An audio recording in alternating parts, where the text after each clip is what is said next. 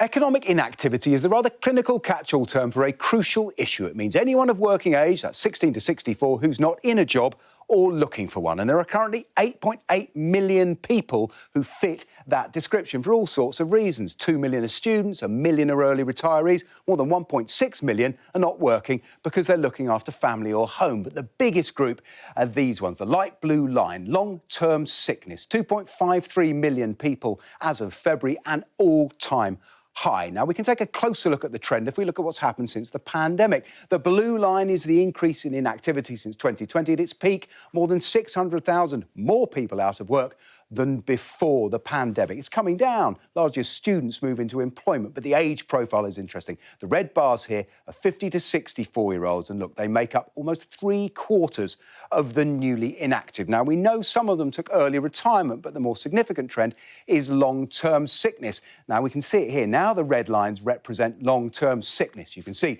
it rose as the pandemic goes on. People fall out of work, they can't get back in, and now they essentially make up all of the newly inactive outside the workplace. Now, if we come back to the bigger picture, there's another number worth considering. That's NHS waiting lists for routine procedures. Got the total at the top, the sick down here, the red line. This is the rise in people waiting for treatments, not helped by industrial action. Now, we can't draw a direct link between the long-term sickness and inactivity, but it's a vivid demonstration of the pressure on the NHS that may be feeding a cycle of inactivity. And all of this has consequences. There are still fewer people in work than before COVID, more than 1 million unfilled vacancies, and that limits the capacity for growth and ultimately generating tax revenue to fund the NHS. The Chancellor says economic inactivity is a priority, but solving it looks like a full-time job.